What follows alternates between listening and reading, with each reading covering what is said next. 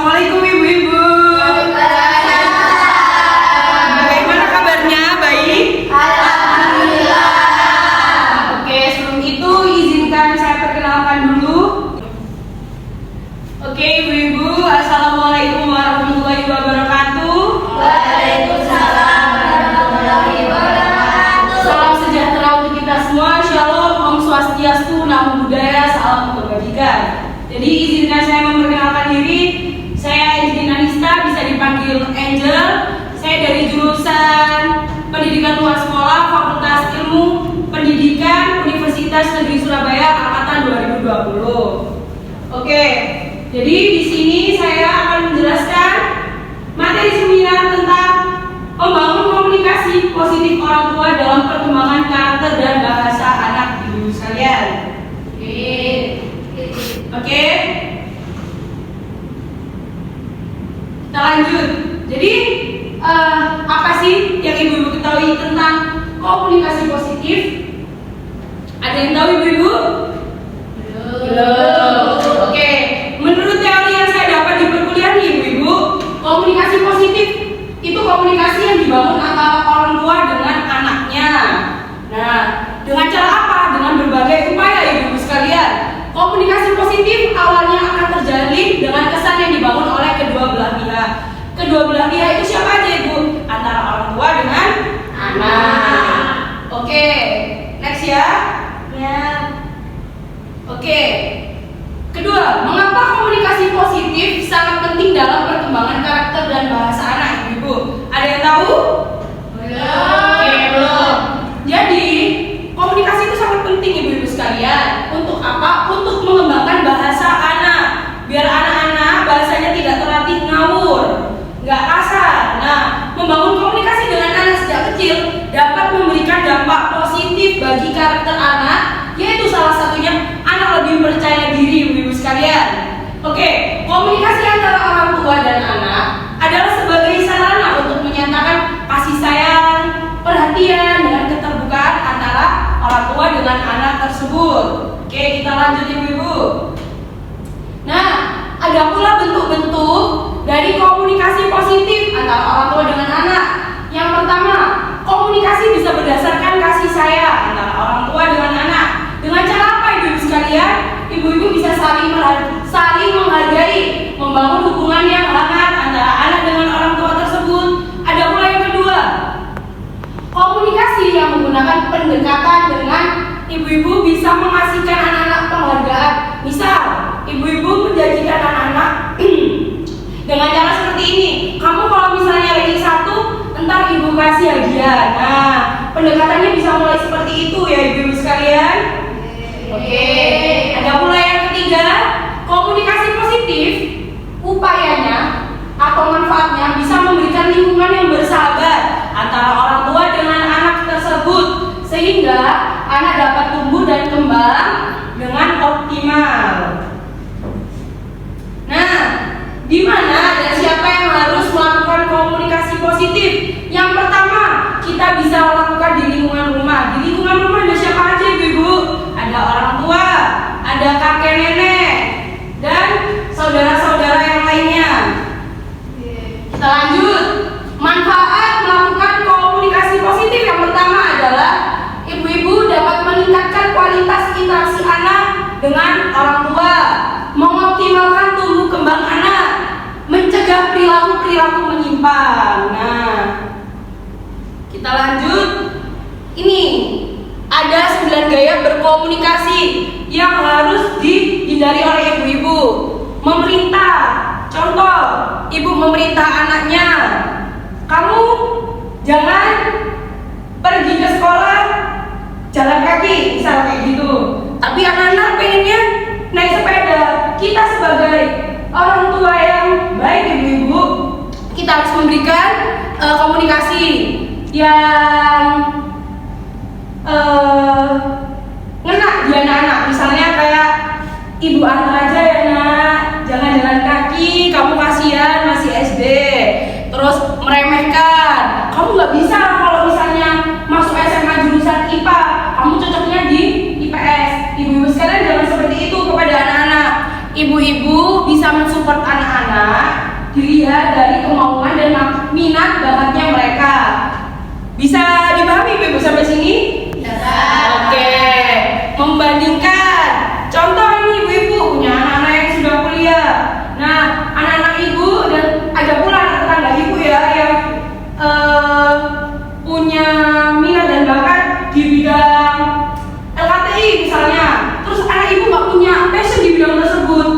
Terus anak tetangga ibu bisa lulus tanpa skripsi, sedangkan anak ibu nggak bisa lulus tanpa skripsi. Dan ibu-ibu membandingkan anaknya ibu itu bisa kayak gitu, nggak lulus tanpa skripsi. Tapi kenapa kamu nggak bisa? Nah, itu sangat mengedorkan mental anak ibu sendiri. Silakan ibu-ibu kasih support anak-anaknya, gimana pun minat dan bakat mereka. Bisa dipahami ibu-ibu? Bisa. Oke. Memberikan julukan negatif, contohnya anaknya kurus dibilang cungkring. Nah, jangan ibu-ibu kasihan. Anaknya gemoy gitu, gendut, suka makan, dibilang kamu jangan makan terus kayak Ibu Daniel lah. Jangan kayak gitu kayak gitu. Itu bisa dampaknya tuh ke mentalnya anak-anak tersebut ibu-ibu. Biasanya orang tua sering sekali kalau misalnya anaknya terlalu kurus di ejek-ejek, kalau anaknya terlalu gendut di ejek-ejek. Tetap support terus anak-anaknya ibu-ibu. Terus jangan mengancam, menyindir, menyalahkan, membohongi atau menyelidiki itu seperti main kekerasan tangan kepada anak-anak ibu sekalian. Soalnya kan banyak nih ibu-ibu. Boleh nakal. Nah, kita belajar tentang komunikasi positif ini ibu. Jadi ibu-ibu sekalian, saya kasih materi seperti ini biar kurang lebih mengerti lah bagaimana menghadapi anak yang porsinya hiperaktif, nakal, kurang bisa dibilangin. Kalau nakalnya keturunan gimana? Aduh, susah itu. Ikut-ikut ibunya biasanya ya. Bapaknya. Oh, bapaknya. Kalau nakal anaknya bapaknya. Iya.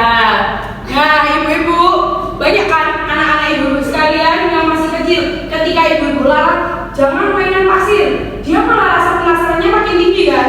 Malah kalau misalnya ibu-ibu larang, dia semakin ingin, semakin penasaran, semakin dilakukan. Nah, ibu-ibu sekalian bisa mengajaknya berbicara terlebih dahulu. Misal, Le, sini, anakku yang ganteng, anakku yang cantik, sini. Ibu kasih tahu dengan omongan yang lebih baik lah ibu. Jangan seperti langsung dibilangkan, jangan main pasir, jangan main-main. Nah, itu malah semakin membuat mereka penasaran dan mereka lakukan. Oke, kita lanjut ya ibu-ibu. Biasanya yang dikandani mbak ibu. Kenapa bu? Susah dibilangin. Iya, emang jadi orang tua itu harus sangat sabar ya ibu ya. Biar tumbuh kembangnya anak itu prosesnya baik. Nah, kan dari ibu sekalian berbeda-beda cara mendidik orang tua. Cara mendidik anaknya. Ya, maaf. Nah, dari ibu sekalian ada yang cara mendidiknya keras, ada yang memang sabar. Mungkin ibu ini sabar kelihatannya kalau mendidik anaknya ya. Nah, kalau ibu-ibu seperti ini mungkin keras, agak barbar ya bu ya. Ya, oke, ini bu yang boleh dilakukan oleh orang tua. Kalau yang tadi kan larangan yang jangan sampai orang tua lakukan. Di sini ada pula yang boleh dilakukan oleh orang tua. Yang pertama, ibu-ibu dapat memahami bahasa isyarat tubuh anak. Bahasa tubuh anak atau perilaku anak lebih mudah dilihat. Yang kedua, mendengarkan ungkapan perasaan anak. Kan kadang ada ya bu ya, anaknya yang pengen sesuatu tapi nggak berani bilang ke orang tuanya karena mungkin takut, karena mungkin dari anaknya ngerti kalau orang tuanya nggak ada duit. Jadi ibu-ibu harus belajar dari sekarang gimana sih memahami ungkapan dan bahasa anak itu seperti apa sih yang diinginkan sama anak saya itu. Nah, yang tiga, menggunakan pesan saya.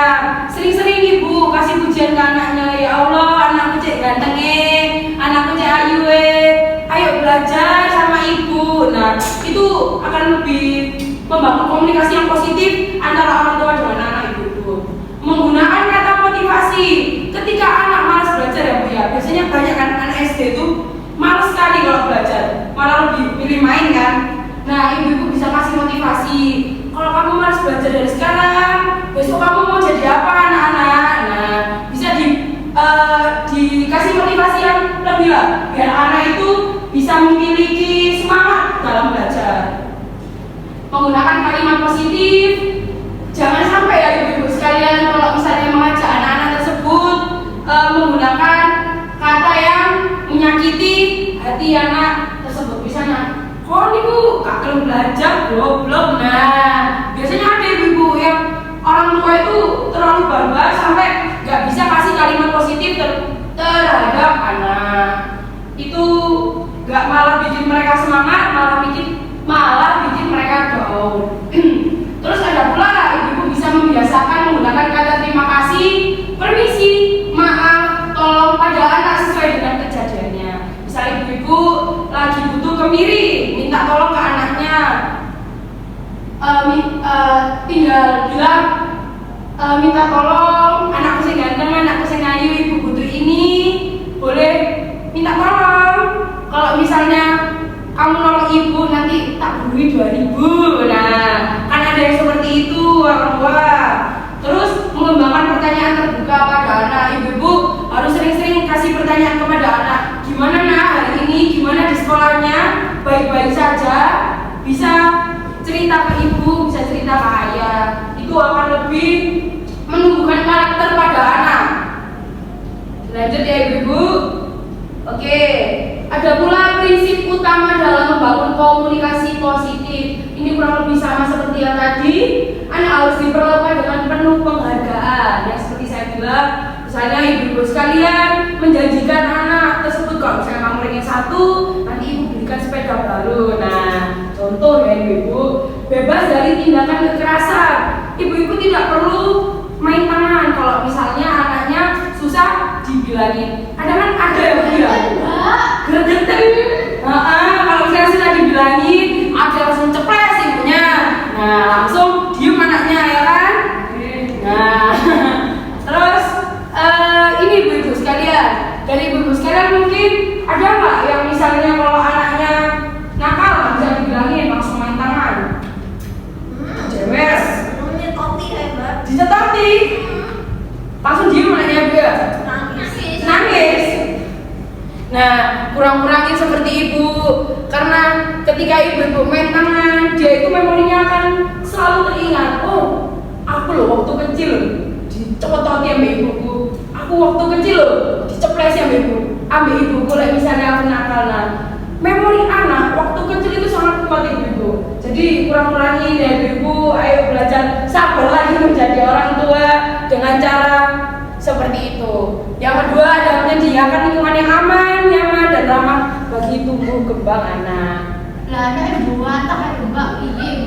Nah mungkin turun ibunya itu biasanya aku coba aja. Ibu dulu gitu mungkin, makanya anak kayak gitu.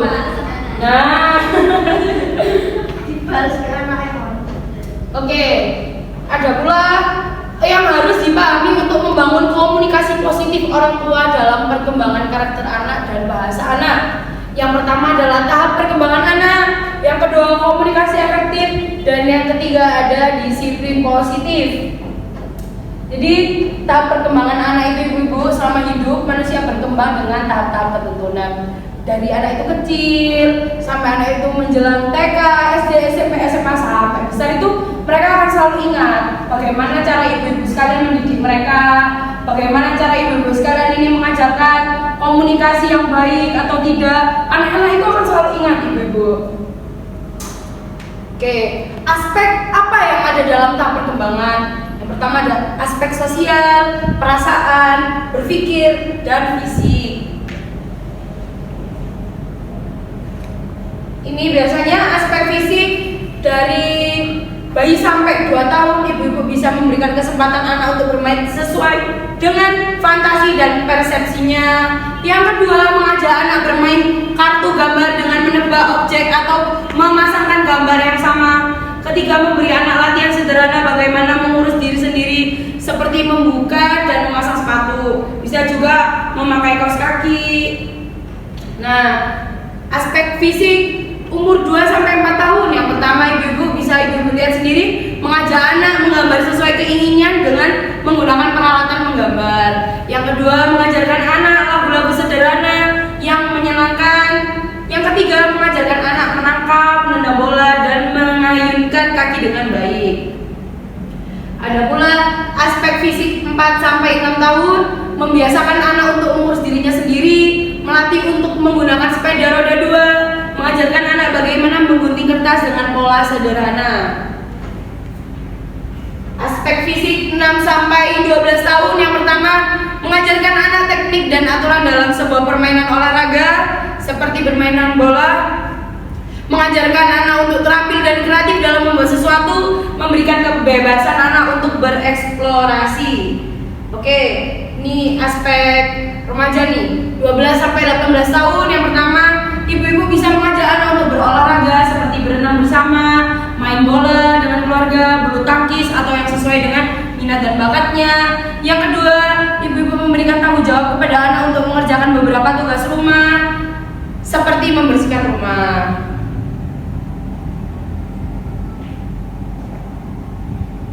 Aspek berpikir dari umur bayi sampai 2 tahun, ibu-ibu bisa memberikan senyuman, dekapan, serta pelukan hangat untuk anak-anak ibu sekalian. Yang kedua, mengenalkan berbagai benda yang memiliki tekstur, kasar itu seperti apa, lembut itu seperti apa, keras itu seperti apa, memberikan pengalaman yang menyenangkan melalui inderanya dengan cara memainkan permainan yang berwarna-warni.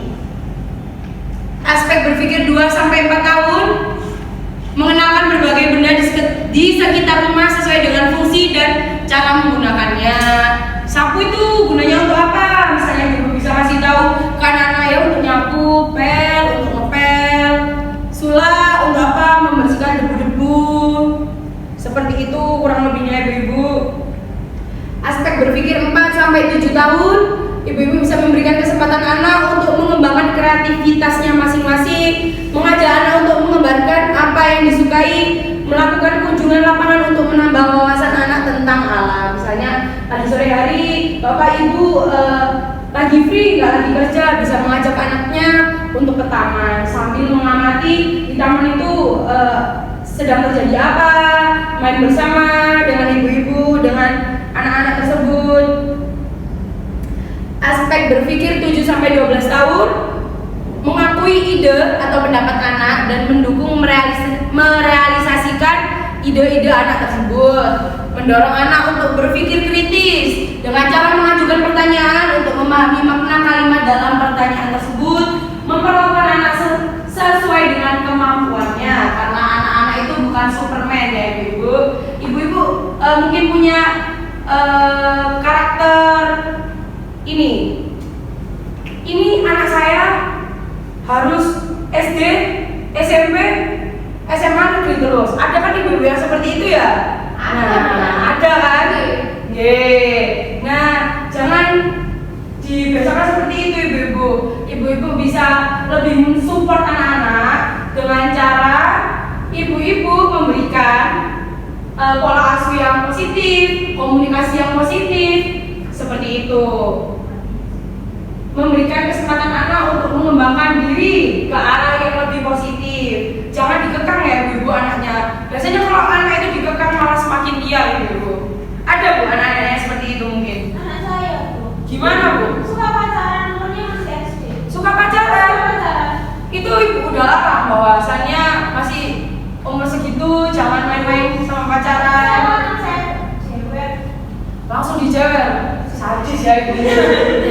Ya. Makanya ibu-ibu emang benar-benar sulit jadi orang tua itu. Karena saya belum jadi orang tua, makanya saya hanya belajar tentang teori. Beda dengan di lapangannya ibu-ibu yang sudah menjadi orang tua ini. Ini kenapa aku bilang di mulut kamu juga ya? Gak tahu ya ibu-ibu. Mungkin paksaan ya ibu dari orang tua. Oh dijodohin. Iya. Ya doain saya semoga cepat menyusul ibu. Amin. Amin. Ya saya bisa merasakan menjadi orang tua itu seperti apa. Apanya mbak?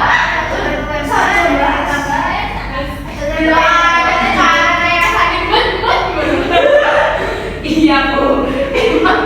Jadi orang tua sangat harus sabar gitu ya bu ya.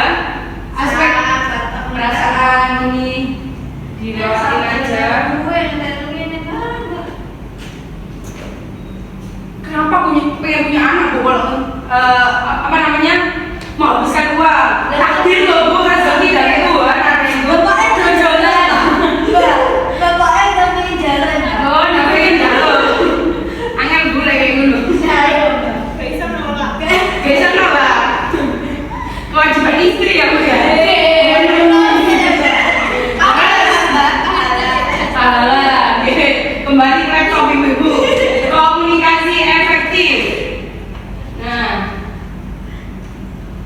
Keterampilan utama yang harus dikuasai oleh orang tua agar komunikasi efektif itu seperti apa?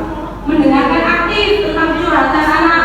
Ibu-ibu bisa memberikan umpan balik atau feedback. Ada kan anak-anak yang biasanya dia tipikal suka cerita, tapi ibu-ibu itu karena capek, letih, pulang kerja malah males mendengarkan curhatan anak. Jadi upayakan berikan feedback yang baik kepada anak biar anak itu merasa oh iya orang tua aku ini sayang sama aku kayak gitu ibu-ibu. Contoh ucapan yang membahagiakan.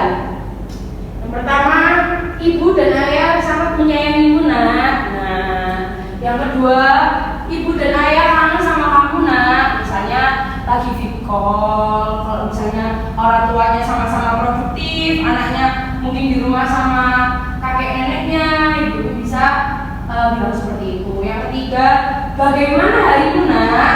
Coba cerita sama ibu dan ayah. Yang keempat, terima kasih ya nak sudah membantu ibu dan ayah.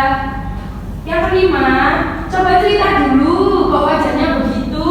Nah, kan ada yang anak pulang sekolah mukanya itu merenung, bencungi gitu loh. Mencucu gitu kan. Nah, mencurang. Ibu-ibu bisa tanya, kenapa kok wajahnya anak ibu gak ganteng, gak cantik, bisa cerita ke ibu seperti itu. Misal anaknya juara ataupun berprestasi nih di sekolahnya, ibu bisa langsung bilang selamat ya nak, ayah ibu sangat bangga dengan usahamu. Bisa seperti itu ibu-ibu. Mbak anakku tak warang kamu loh bisa ngomongin gini. Anakku mau lagi ketemu. Mungkin malu bu, udah besar anaknya bu.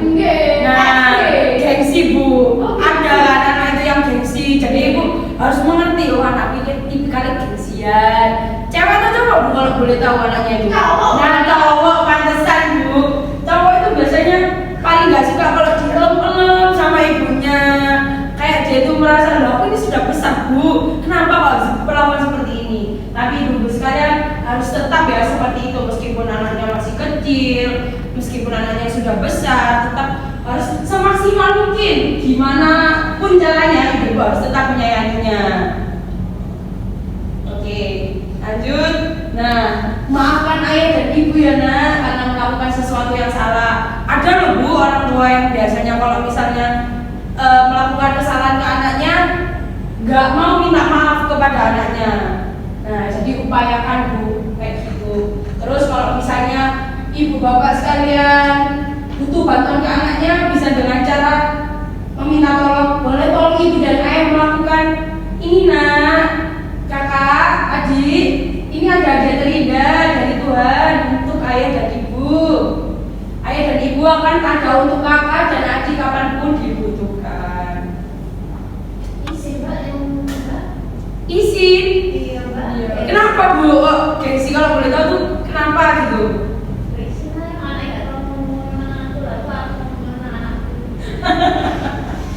Ya bu, emang terbiasa menurunkan. Nah, mungkin belum terbiasa. Coba dimulai dari kedepannya ibu bisa melakukan hal seperti itu, komunikasi seperti itu. Nanti anak itu akan berpikiran, kok tumben ibuku seperti ini, ada apa ya? Pasti anak akan bertanya-tanya. Tapi anak itu bakalan seneng bu kalau misalnya ibu itu lembut gitu ke anak-anak tersebut. Yang biasanya ibu-ibu barbar sekalian ya tegas ke anak-anaknya. Nah, sekalinya ibu-ibu ngelem-ngelem, dia itu akan bertanya-tanya bu. Positif. Kok aneh gitu. Kok aneh mendengarnya ya bu. Benar ibu sekalian.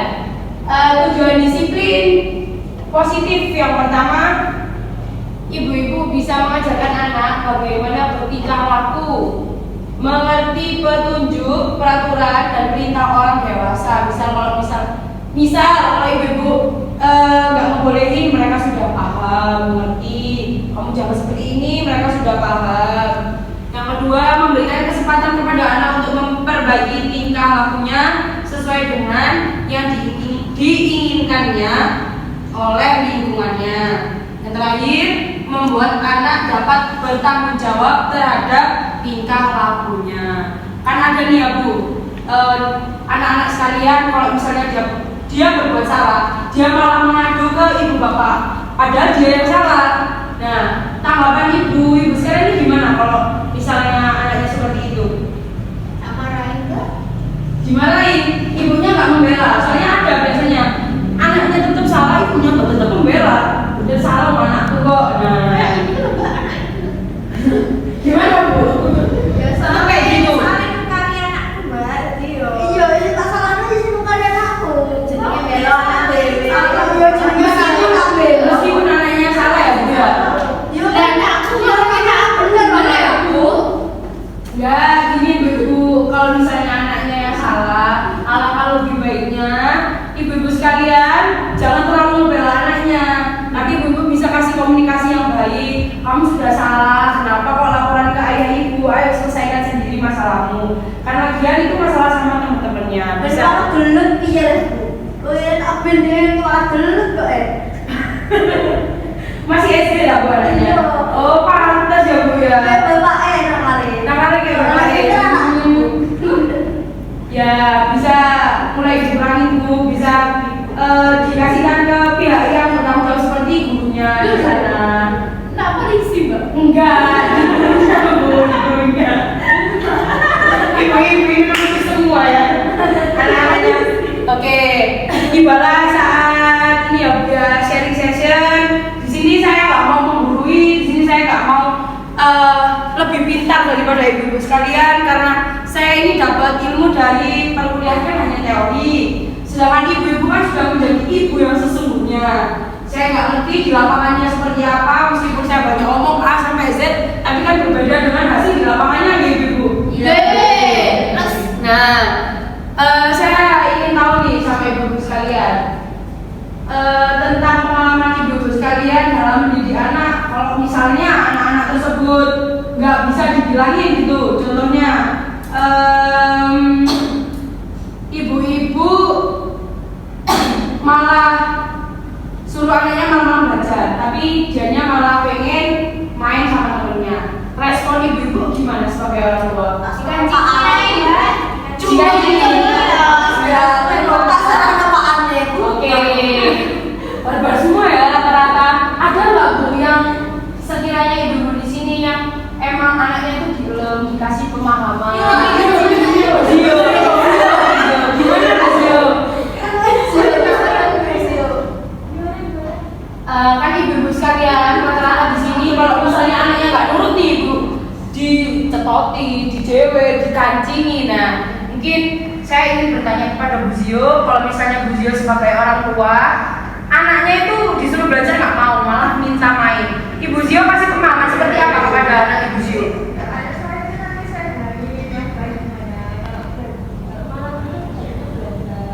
Ya, meskipun anaknya nakal, hiperaktif gitu, apa emang anaknya nggak hiperaktif atau nakal? Nurut ilmunya. Nah, ibu sekalian ini bisa ditiru Ibu Zio.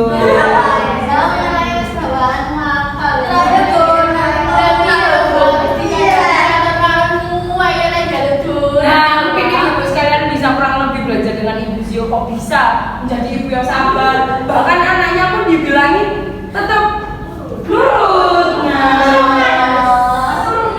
Turunan, kalau turunan susah ya Bu ya, butuh proses. Oke.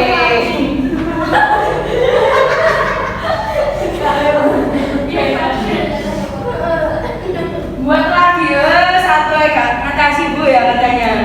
Tadi ada yang ibu-ibu di sini kalau misalnya anaknya yang masih kecil nangis dikasih handphone gitu mungkin Bu.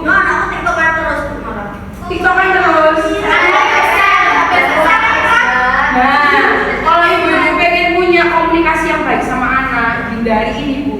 Anak kasihkan handphone itu hindari. Lebih sering kayak Lalu aku jalan HP aja, niru.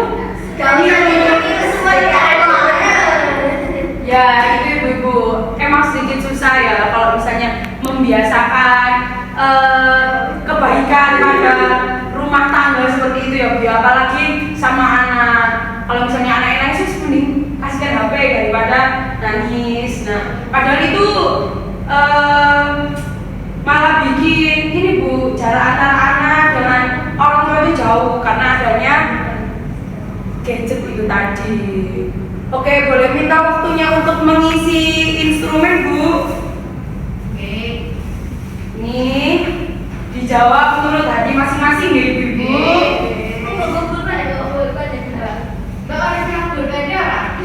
Seminar gak bawa pulpen gimana sih Ibu?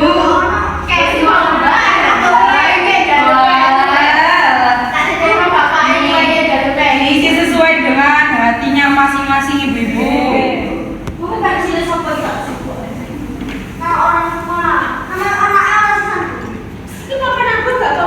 Boleh ibu-ibu, terserah. Pakai pensil alis juga nggak apa-apa kalau misalnya ada.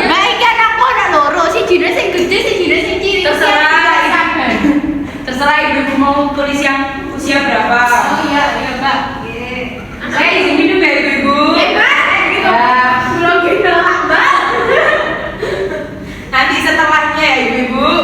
Konsumsi dari diri masing-masing.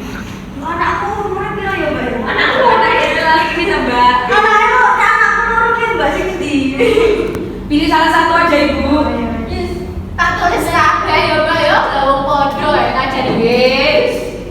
Santersone jenengan Bu.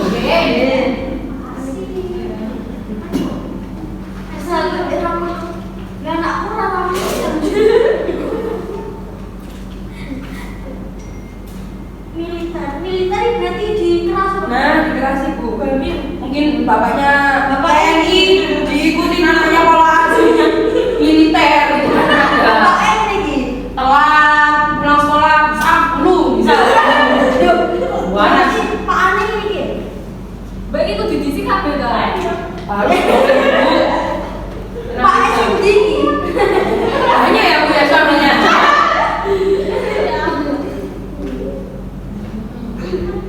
Naik kadang TV. Terus tak siap. Ada bembang.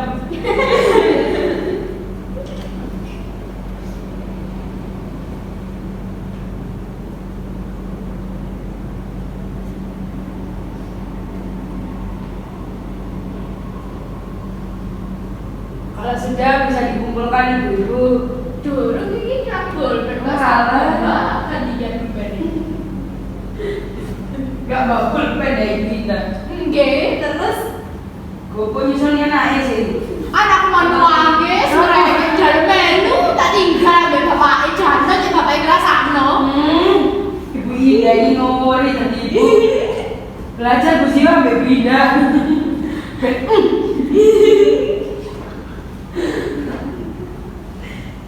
Udah Bu. Udah. Udah. Masih dua coba istirahat. Iya Bu, tenang aja, privasi aman ini Bu.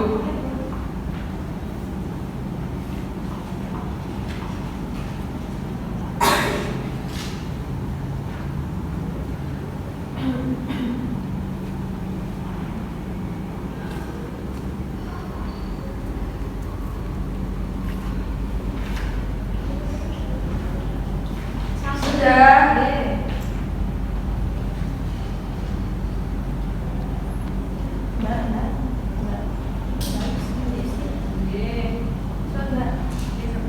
Belum ini Ibu dia. Di foto dulu. Oh, dulu. Iya. Emang ibu itu seperti itu ya Bu ya. Ibu kekinian, foto buat status. Mbak ini saya bingung nomor 5 ini gimana ya? Nomor 5. Tinggal dijawab seperti apa? Ada atau tidak? Bisa seperti apa?